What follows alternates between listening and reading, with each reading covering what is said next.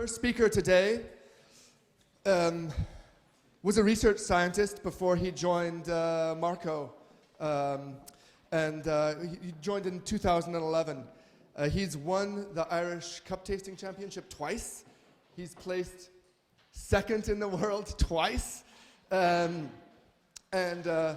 He's been researching a great deal about brewing for the last, well, I mean, you've been a home coffee enthusiast as well. So, going to be really interesting to hear this lecture, Why We Brew How We Brew. Now, please welcome David Walsh.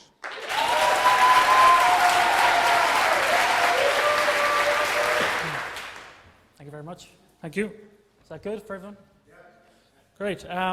So, much like James yesterday, I feel responsible for what, in hindsight, is a poor choice of title. It's probably sufficiently vague that it still applies, but after listening to Tim yesterday, who said that he thought we had coffee brewing nailed, I came up with a better title. And so today I want to play the role of defense attorney against this heinous charge that Tim Wendelboe has put against us, that we know what we're doing. And I want to create reasonable doubt. So that's what I'm going to talk about. Now, have a look at this.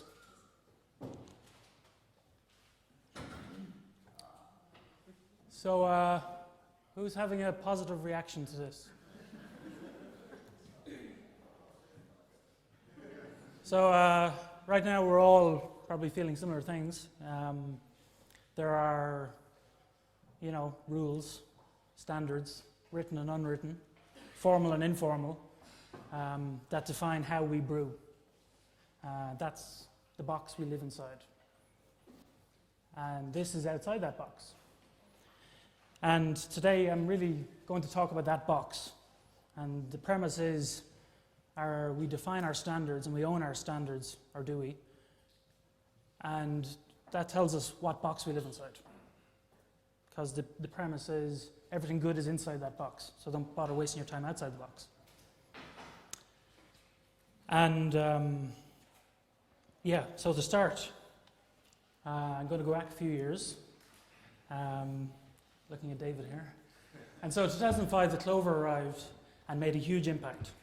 It, at a time when filter coffee was definitely at an unsexy nadir.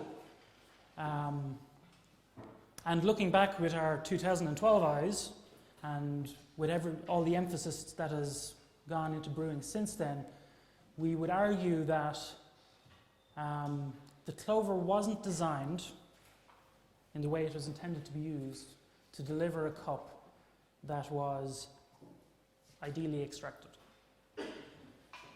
And so you could argue it was outside the box. And I would suggest that looking back at that time, there is evidence to suggest that the Clover did indeed produce tasty cups of coffee. And I'm going to quote a few people in the next couple of slides, people here. And it's not to embarrass anyone. It's just to build up our body of evidence, to create our reasonable doubt. So Klaus, this was a quote from Klaus about a cup from the Clover. And you can assume that this was outside the box.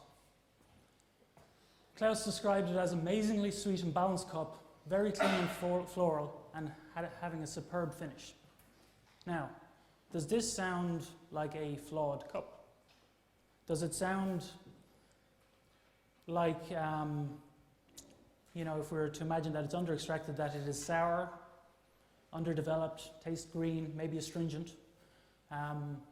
Or are we to believe the testimony of Klaus? Here's Tim. So Tim described his Clover recipe at the time, which was using, like the cup Klaus described, using a lot of coffee per litre, more than we would normally recommend. But he was having great results, and his taste buds were happier than ever. Were we to believe Tim only subsequently developed the ability to identify a flawed cup? Only since 2008 he was able to taste when something was bad? Or are we to believe his testimony that this was indeed, or was capable of tasting good coffee? Now, I'm not saying that Clover didn't create bad cups of coffee, but if it's able to produce good coffee outside of that box, if there is an exception, then it breaks the rule. So our industry standards would define tasty coffee, or what we should be brewing to, as being coffee between 18 and 22% extraction. Now we're going to talk a lot about extraction today, so is Vince. So I hope most people have a little understanding of it. But this standard also then means that extractions less than 18% must not be tasty. But if we are to believe the evidence presented, and I mean, you could make the Clover produce extractions in that range. You had to jump through hoops and probably wasn't how it was intended or most often used. But if we are to assume that the cups Klaus and Tim were referring to were less than 18%, and we're to give them the benefit of the doubt that their palates were as good as we now believe them to be, and not only those two, but everyone else at the time who was raving about the Clover, then there's a scenario where actually tasty coffee and extractions less than 18% overlap. And if you bring this to its logical conclusion, this is the scenario, that our industry standards, which is this set, and the actual realm or the set of tasty coffee are not perfectly aligned. That, yes, perhaps our standards identify most of tasty coffee. But what if there are instances where our definitions identify something that isn't tasty? And what if there are situations where our definitions fail to identify something that is tasty? So, let's go back to the origins to maybe get a better understanding of how our standards developed. In this period of time, so in the 9th century, coffee was not drank, but it was consumed, and it's worth noting. It was eaten. The beans, the fruit, everything was formed into balls with animal fat, taken into battle or on a long hunt, and used as a stimulating and revitalizing foodstuff. In the 10th century, it was made as a wine. The 10th and 11th century, the 11th and 12th centuries, then it started becoming more of a decoction. So the hulls and the fruit and the berries were boiled into a beverage. But this is not really what we would consider coffee. It wasn't until the 13th century that when the roasting of the dried beans began, that coffee, as we know it, started to form. And so the brewing practices of this time were whole beans. Now this is pre-grinding, so whole beans were boiled for a day. They were, over which time the liquid reduced by about half, and then this decoction was stored in earthenware vessels until it needed to be used. Also in this period, the practice of brewing coffee in the Ibrick style arose and persists in certain parts of the world to today. I actually, researching this, found little of great importance happened in this period of time. So this is, overlapping somewhat with the Middle Ages. And but I did find reference to a recipe of the time, which is worth noting, and it was from London, and the recipe called for 30 grams per litre of coffee. When I compute the recipe they used, and the beans were pulverized. They were forced through a lawn sieve, and then they were boiled for 15 minutes.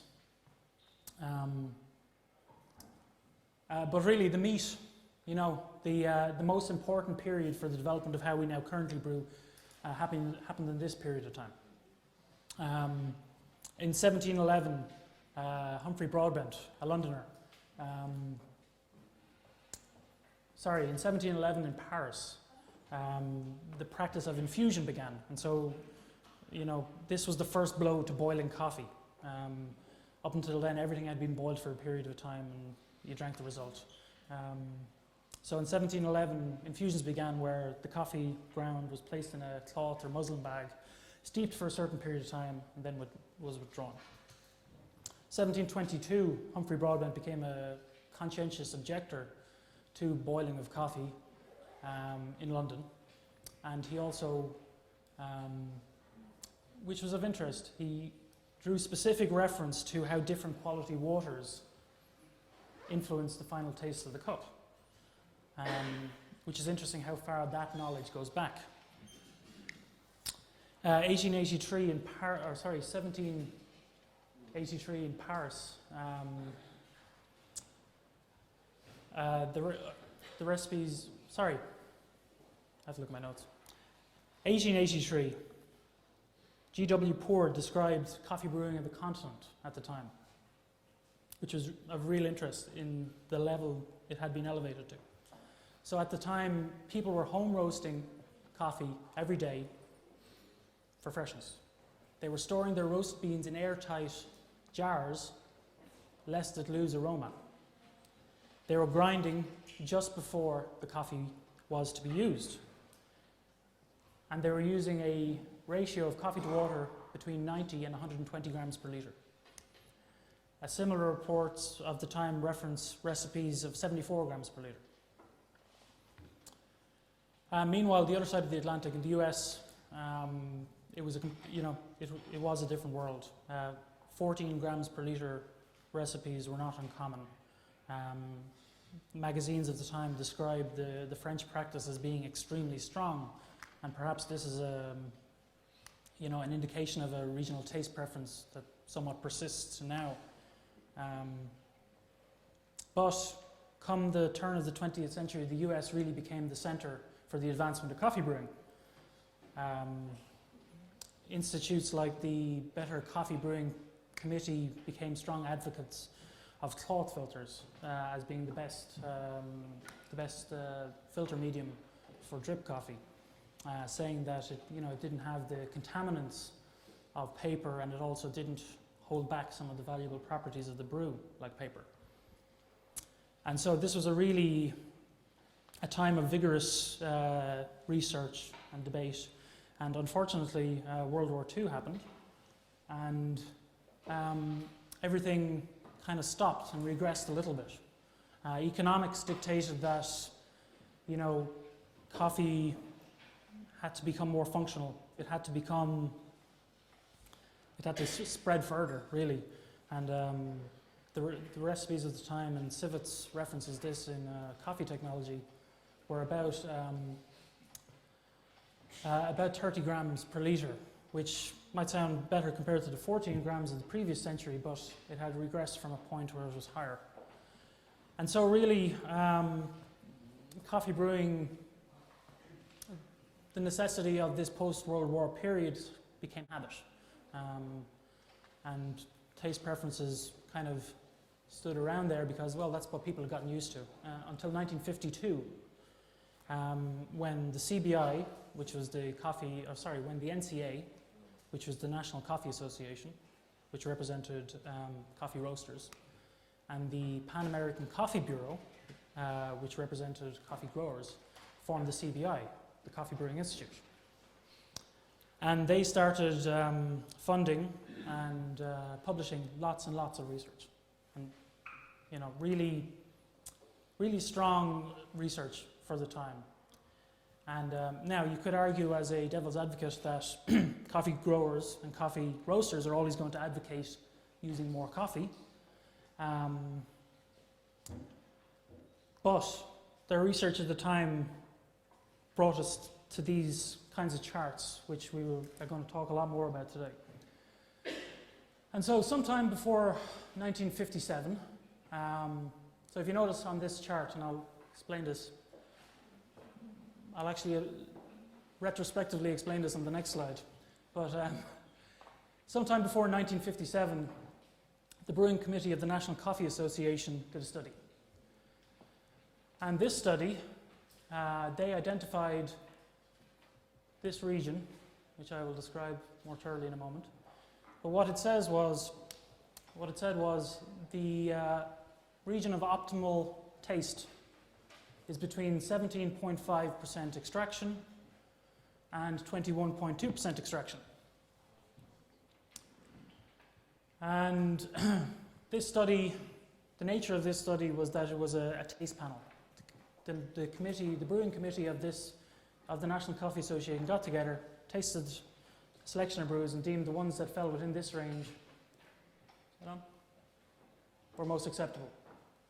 The second box, this box here, this was done in, it was published in 1957.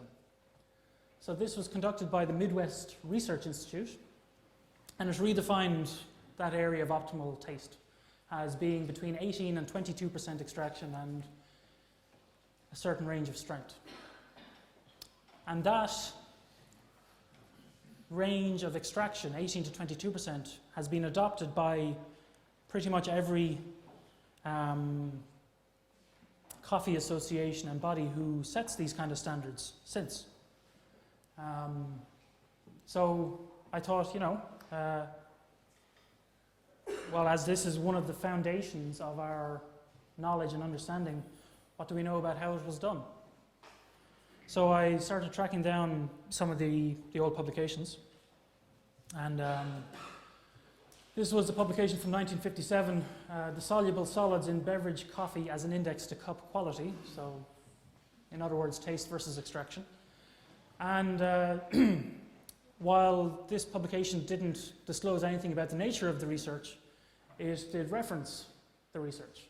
So I thought, so it said the Midwest Research Institute more recently carried out an independent study from which it was concluded that the most acceptable, blah, blah, blah, 18 to 22%. And I said, okay, number 4. If I find number 4, all will be revealed. And so number 4 turned out to be this other publication by Niven. And it was called Critical Conditions for Quantity Coffee Brewing. And I need to thank someone for helping me get this. Jen Ruggelow, who works at 3FE. I found out this paper was in the Kansas University, and she knew some people there and hooked me up. And so I got the scan through the email, and I was like, brilliant. And I read through it, and everything will be revealed. And I was looking through it, and it was page. I looked through it the second time, and the only reference to the study was this. Experience has indicated that a depth of extraction from 18 to 22% of the weight of the roasted coffee is optimum for flavor and aroma of the brew. And there's no further references to go down and tunnel and see if you can find anything else. This got me kind of confused. Now, the MRI, people should probably know, is a contract research institute of much prestige, actually. And so Vince Fidel, who's going to talk later today, kindly contacted the archivist from the MRI, and she confirmed that the research had indeed been done there. She was unable to locate the original papers. She was also unable to disclose who commissioned the research.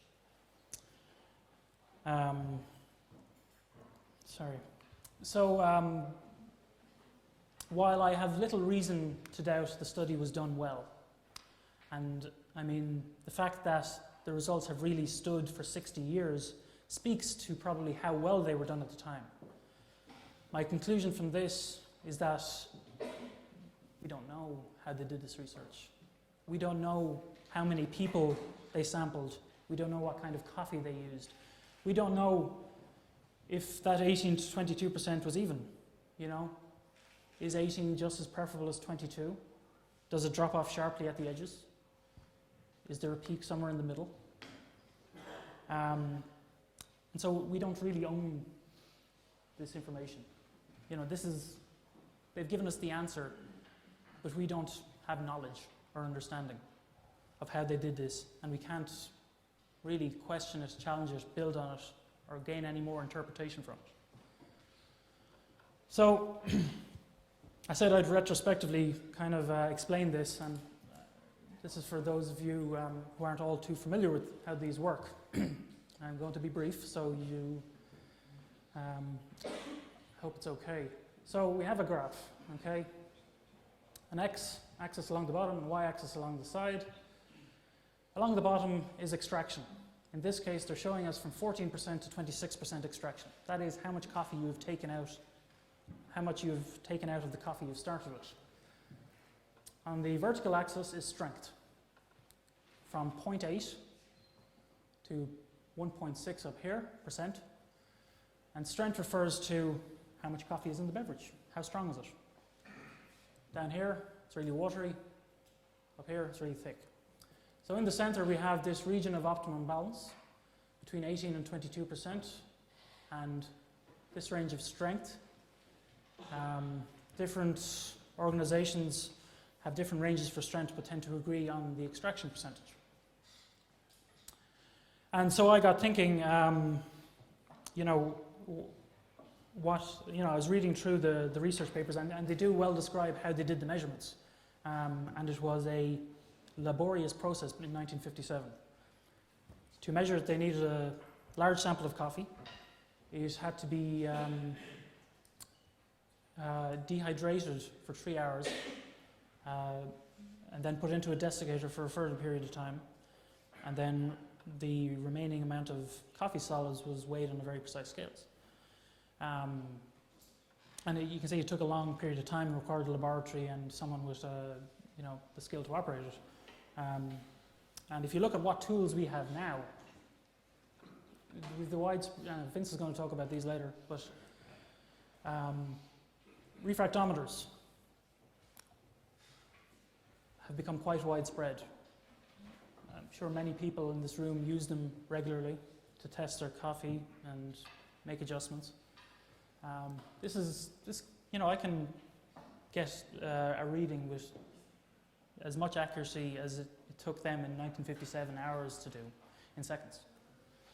We all of us can. Anyone who owns something like this. We also have the internet, which is not just for Twitter, and it's a tool that allows us to collaborate, as well. It means that we can link up people who have these, and they can work together and cooperate and find out things.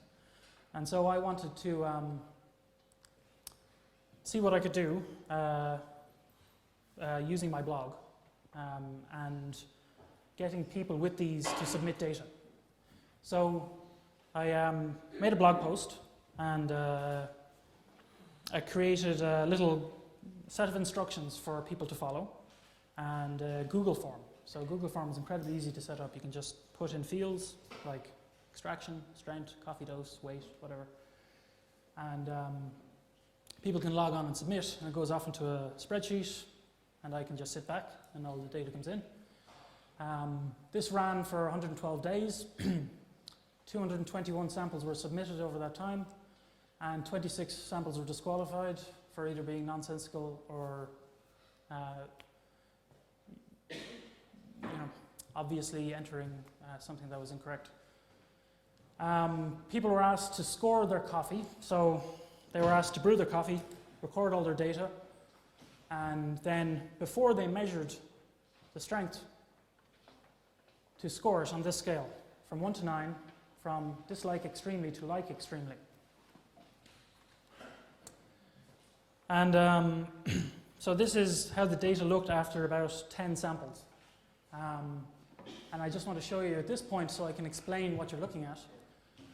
So this first chart on the upper left quadrant shows extraction versus strength. So it's like the brew chart we had previously shown, except now it's only just showing where each brew landed on this chart. It's not telling you if people liked it or not, it's just telling you where it was. This one has extraction again on the horizontal axis, but this time versus taste preference. So this was ignoring strength just for this quadrant and seeing if it lined up just with extraction, taste preference. Then in this corner we have strength and extraction on the bottom, and on the vertical this time we have taste preference. So it's a 3D graph where we take all the points that are scattered and interpolate a regular grid over them. So where you get a high peak, that's a region of high taste preference, and a low valley is a region of low taste preference. And then this is a top-down view of this. So this is looking at it from top down with contours, so we can see where the peaks are in dark red and the valleys are in dark blue. And so as I said, I was just able to sit back and watch the data come in. And so you can see as the data started to build up, the graph started to take shape. Regions of taste preference were already being shown and demonstrated. And as it grew and grew to its final form, each new data point was just a slight modification. It wasn't it was no longer radically changing the landscape of the whole thing.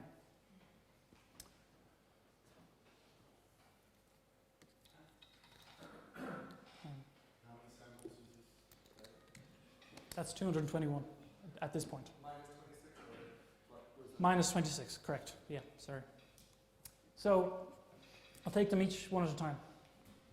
Extraction versus strength. This is the distribution of the data of this group. And remember, these are people who have refractometers, are probably familiar with this concept of extraction versus strength and taste. And this is how the data plotted. As you can see, there is a trend for this data to all show a similar alignment, which is around the 60 gram a litre ratio, which suggests an inherent bias of this group, which is fine. This is extraction versus taste preference. Okay, so extraction along the bottom, higher points this means I loved this coffee. This means I really hated this coffee. And honestly, when I look at this, I think this is unclear. Okay, I mean, this...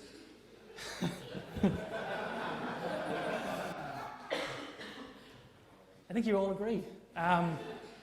So, I mean, what I would say from this is that from this data, this sample, to me, just using extraction versus taste preference alone, taking strength out of the picture, leads to a kind of a messy picture.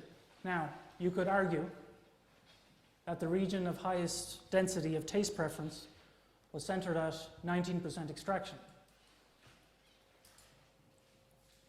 But it's also of note that there were plenty of extractions in this range all the way down the taste preference scale.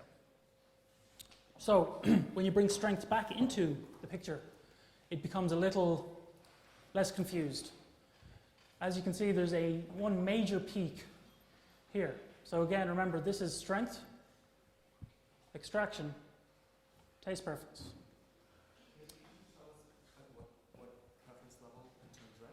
I can. Actually, the next slide will that it turns red. It's actually a relative scale, so there's no defined point at which it depends on the spread of the data, if you know what I mean. So this peak corresponds to around a 19% extraction. And this is our primary peak of taste preference. This area here is a secondary area of taste preference, lower, but still present, which corresponds to a higher strength and lower extraction. And this top-down view makes it much simpler to read, although I really love the 3D graph. So this is our primary area of taste preference from this study. And it's centered at 19% extraction, plus or minus about 1 to 1.5. Our secondary region of taste preference is between about 12.5 and 14% extraction, and 1.5 and 1.6% strength. And as you can see, the really blue areas are really low taste preference, and green is kind of medium to low. But to be brutally honest with the data, most of our data is along here. Okay? Most of our data is in the middle on this diagonal. There is some data out here and out here and around here. There's not much down here actually. So it can't be taken as conclusive proof of anything really, but it suggests the possibility of something, reasonable doubt. So partially because this group was obviously quite biased, but nonetheless interesting. Some friends offered to help me conduct a subsequent study. And so my second thank you of today's talk must go to first to VST and to Marco, who helped sponsor this, to James Hoffman, Ben Kaminsky, and Emily Oak, who, along with myself and Vince Fidel, accepted samples in the post from people, which we would measure and submit to the overall data. So we did another blog post, and we offered 50 places for people to sign up, and in return for signing up and promising to return data to us and samples in the post, they got 7 sample tubes, one of which was for a sample of the Brew water, the analysis of which we've yet to complete, which meant that each of them returned 6 samples of coffee along with their taste preference and a recording of how they made each coffee. Of that 50, 32 only have returned data and samples to date. I think there's, yep. They measured along the same scale. So they were given a scale and instructions on how to conduct their individual experiment. So they were given the 1 to 9, told to brew the coffee, take their sample, taste as they normally would, and assign a number 1 to 9. Which meant we end up with about 180 valid samples. And this was split, not quite half and half, from coffee industry professionals and home baristas. And then this is how this data lined up. This is the distribution. And probably worth noting that the data was less inclined to line up along this 60 gram a litre ratio axis. So there was more of a disposition to, brewing at a higher strength and lower extraction. So it was shifting that way. This is extraction versus taste preference, and if you thought the last one was unclear, this one is doubly unclear. So again, extraction in this case from 10 to 30, taste preference 1 to 9. Probably for the keen observers among you, there was no 1s given in either study. No one extremely disliked any coffee they made. And this is how that data looked when you did a 3D plot of it. So Mount Everest here is 19% extraction. And then I'm actually just going to go to this one because it's easier to read. So that's our 19% extraction again showing up. But in this case we have a series of outlying lesser peaks, perhaps noise. At lower extractions and trending towards higher strengths with lower extractions. And this one up here, kind of, it's about the same as our one from our phase 1 study. So when you put both studies together, and there's arguments that you shouldn't because they were significantly different, but for argument's sake, when you put them both together, you get something that looks like this, which has this peak here within our industry standard range. Although you could argue it doesn't show enough in the 20 to 22% extraction to suggest that the box should be out here. So that is the primary peak. The secondary peak, which is lower, if you see the intensity of the red is less, lines up with around 12.5 to 14.5% extraction. And so remember, reasonable doubt. So I wanted to, well actually, to be honest, when I first saw these outlying bits, I said to myself, damn these people for messing up my data. You can't trust these people to taste. And then, of course, that's nonsense because, assuming everyone was being honest, one person's taste preference is as valid as the next. So I wanted to just test and see, there's still a possibility that because we didn't have a lot of data in those quadrants, this was, a glitch of how we did the study, or something else we weren't picking up. So I said, I'm going to assemble an expert panel, one that is available to me in Dublin. And so I'm going to introduce my friends. This is Paul Stack, who's with us. He's on the SCAE board, and he's the chair of the SCAE Education Committee and has been largely responsible for the implementation of the Gold Cup program in SCAE. This gentleman is Carol Purdy. He's the WBC certified judge. He was judging in this year's World Brewers Cup finals. Former Irish barista champion himself. Colin Harmon.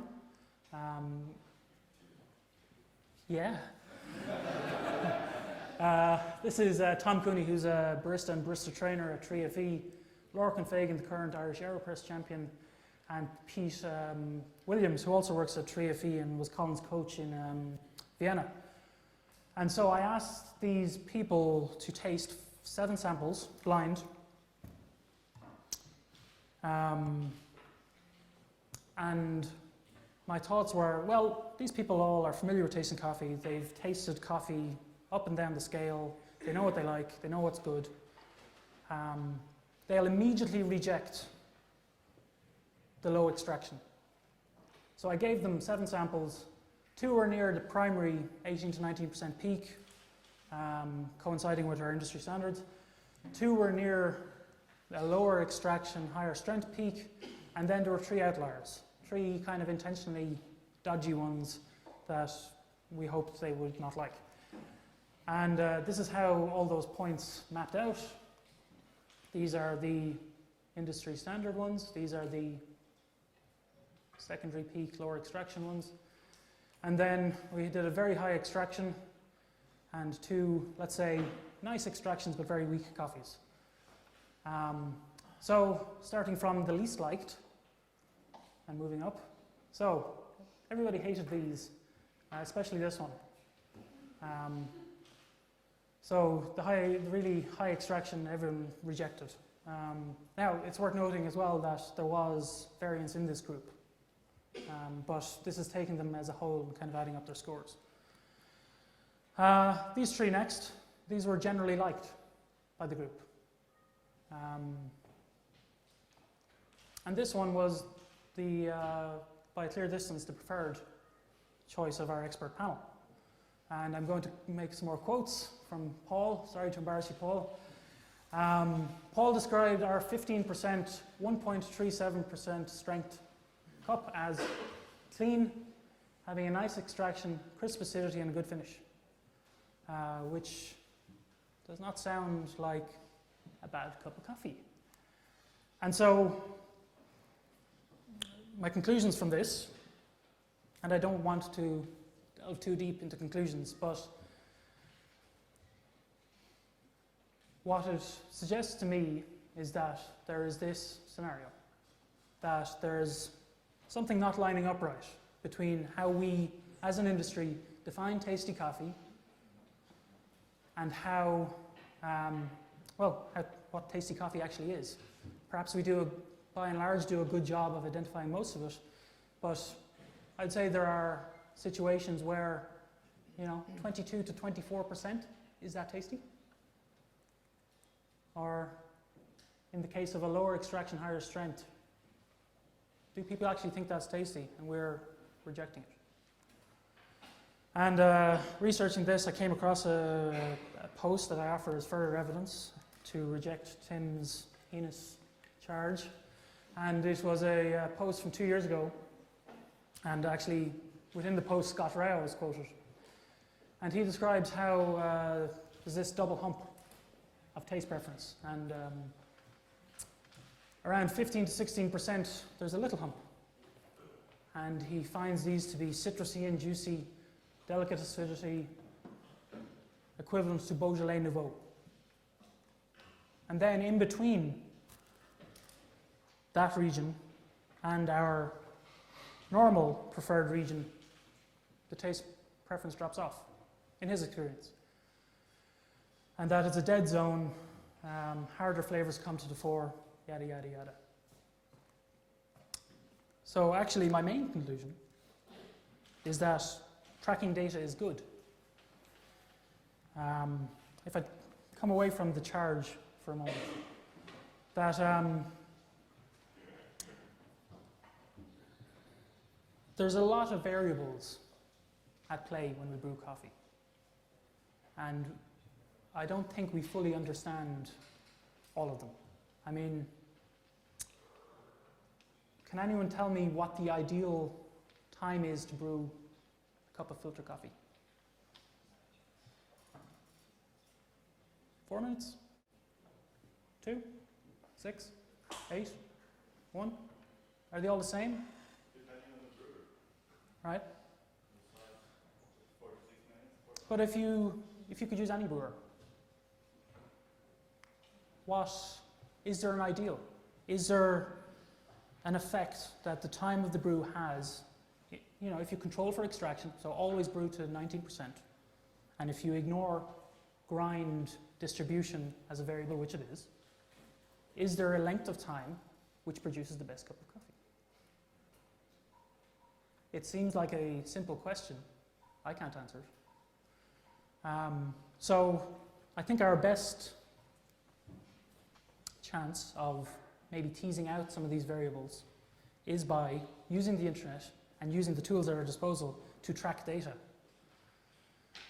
And it's not easy to get people to do this. This is the rate at which samples came in over the course of the phase 1 study. So this is people submitting their own data and getting nothing in return. So they were getting submit your data.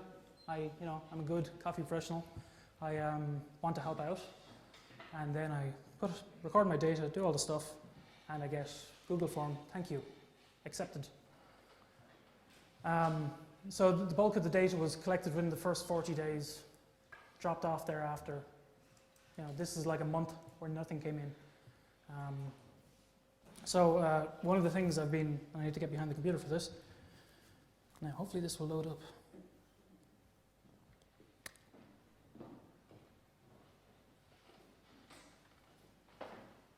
So this is trying to load a website.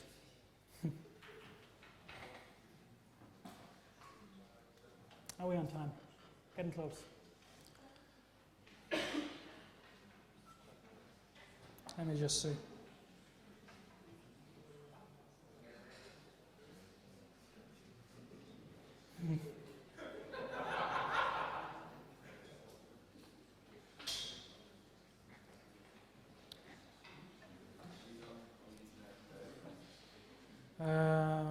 I don't need to be on the internet, it's local.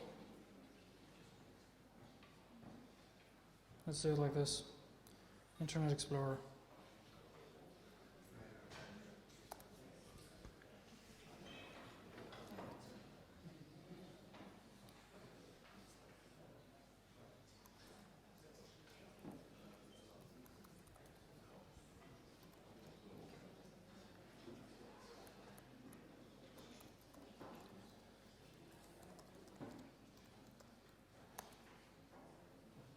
All right, so this is a website a friend of mine has been helping me for free, as in he was doing it for free.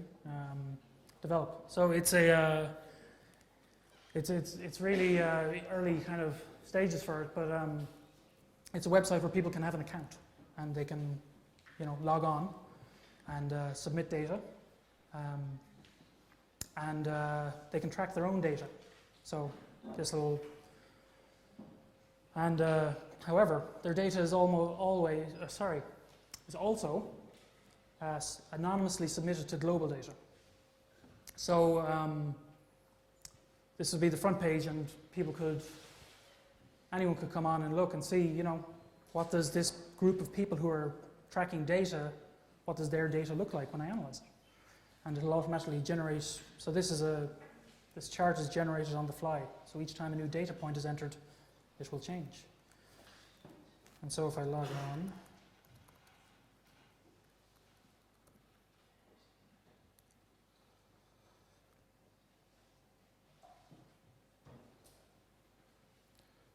so this is where you could enter your own data. And the idea would be there would be more variables. So instead of just the ones we've already been looking at, you could look at origin of coffee, you could look at variety, and then say, okay, what does my taste preference look like for Pacamaras? And you could also track over time and see how things change, which might be an indicator that your water filter is broken or your grinder burrs need changing. Anyway, let's skip that one. So I really like quoting Donald Rumsfeld on this. There are no knowns. These are this should be a these. These are the things that we know we know. There are known unknowns. That is to say, there are things that we know we don't know. But there are also unknown unknowns. These are the things we do not know we don't know. And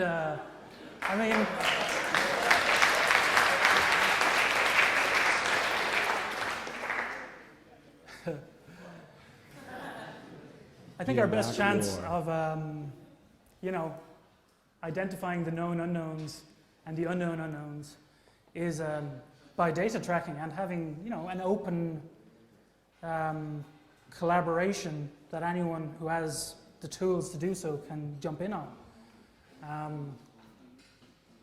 And also we should, take ownership of our standards. James put it nicely yesterday, and this week has done nothing but to give me stuff to talk about in my talk. But he put it that, just getting the answers isn't the right thing. We should, really understand these things. We should know, if flow rate is massively important. We should know, we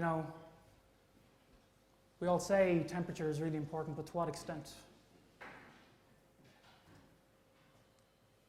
And so I want to leave you with two more things to think about, and these are brief.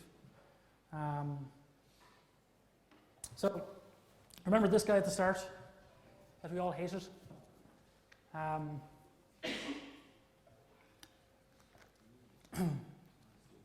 Remember, this is outside our box. All the good stuff's inside the box. Bad stuff's outside the box.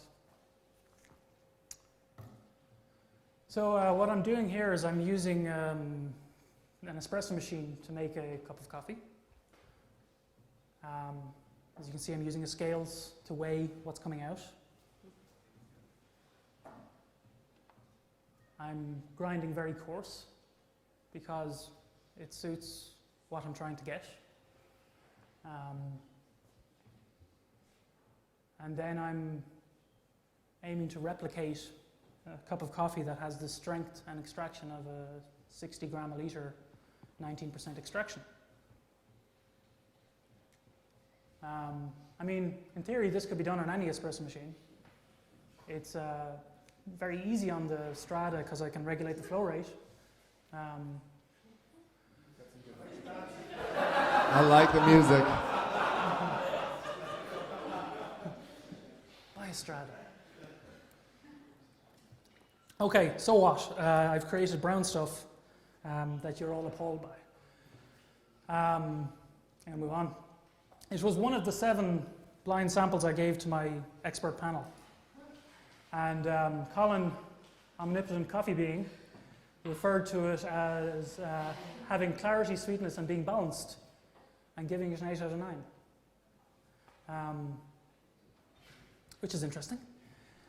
And so before I go, and sorry for going over time, I just want to leave you all with a little bit of homework. And this goes back to 1711. Did a one test where I'm already did a one test where I'm already did a one test where I'm already did a one test where I'm already did a one test already did a one test where I'm already did a one test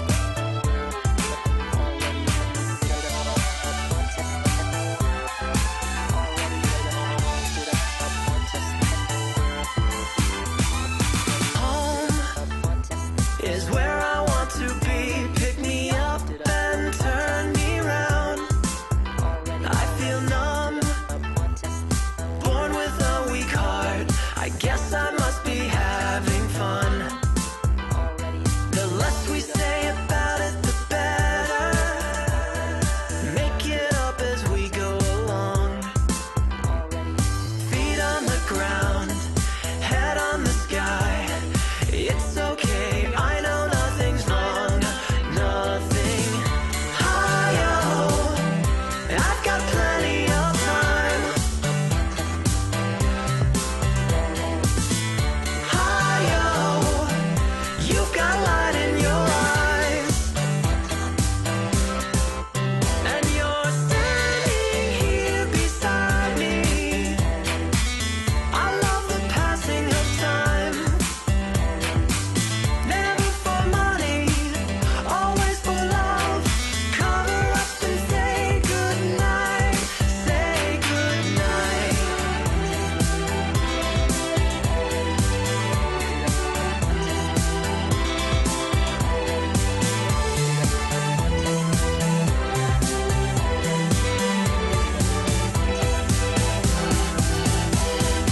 Home is where I want to be, but I guess I'm already there.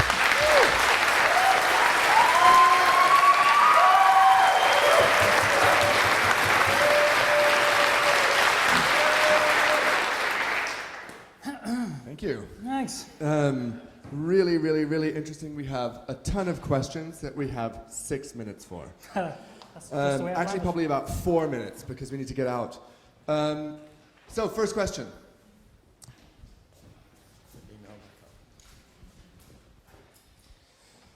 If you look at the extraction between the 14 and 12% instead of the 18 to 21%, isn't this the objective to get the maximum out of our coffee instead of just overdosing coffee and then take out something what we can like? Isn't that then a waste of high energy from the farmers on the coffee? The farmers love you when you do that. Use Yeah. more coffee. They Sure. they love you. Use more coffee. Well, let's take that. You know, I'd say this study, if you're to believe it, and you know, it's a small study with a limited sample size, and ideally it would have a much more regular distribution rather than all being centered along 60 grams a liter. But if you are to ignore those problems and say, let's look at the data, it still says 19% extraction is the best. You know, it just says, well, you know, maybe there's something else over here as well. But I would agree with David that coffee farmers would be delighted. Whether it's right or wrong to waste coffee is different. Next question.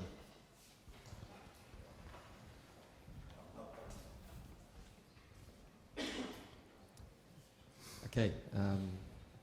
Well, firstly, kudos for trying to research some of this stuff. Thanks, So, Josh.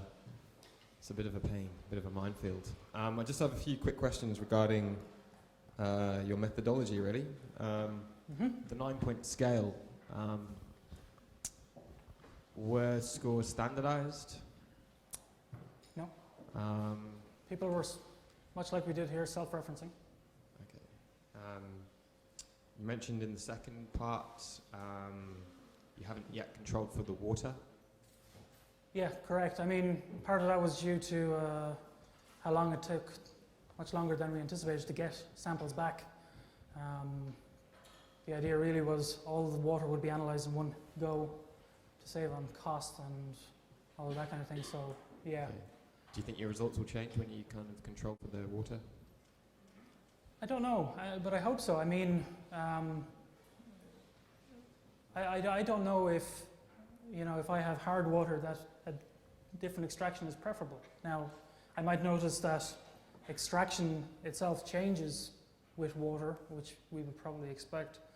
But what if I should be brewing differently if I have different water to get a taste to compensate for my water, if you know what I mean? Okay, I'll just ask one more if that's okay. Yeah, I mean, the graphs that you presented, I think, in the second part of your report there. Yeah. You said they were outliers. Well, you could argue that they were kind of clusters of consumers.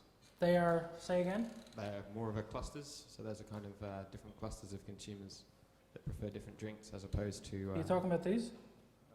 No, more of like the contour maps. This? Yeah, for example, you could say that there's clusters. Clusters, yeah, Yeah, sure. as opposed to just defining one main group and then saying the other is an outlier.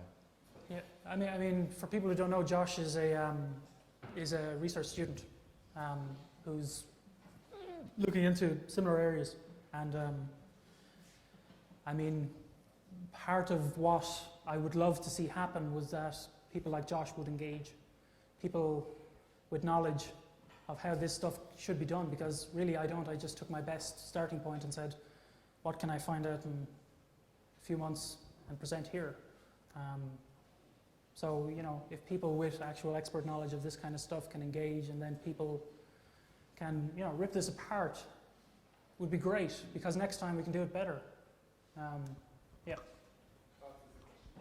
Yeah, and it's not where you got the quote from. My question is, this was all done with the filter coffee, and Yep. Have you seen any variants, or did you track anything if it's manually, like pour over brew, or on machines? In the first set, we didn't. We didn't take any data. We didn't talk to anybody. We don't even know who submitted the data. The second set, we specifically didn't ask for it because we didn't want that maybe to prejudice their answer. You know, people become personally involved with their... I'm a Chemex guy. I like Chemex. So if I'm submitting data on behalf of Chemex now, it needs to be good. But we've started to retrospectively ask those people who we contacted how they did it. And yeah, we'll see. So yeah, because like I think we're thinking that that group, the what did you call it, the extra hump, if that's specific to certain brew methods, or Oh, damn! Didn't mean to do that. I don't know is the answer, but and I don't want to say any more right now for reasons that'll become clear. Sorry. All right, sadly, I wish we had another 10 minutes to go, but we don't. We have to be out. It's Nordic Roaster.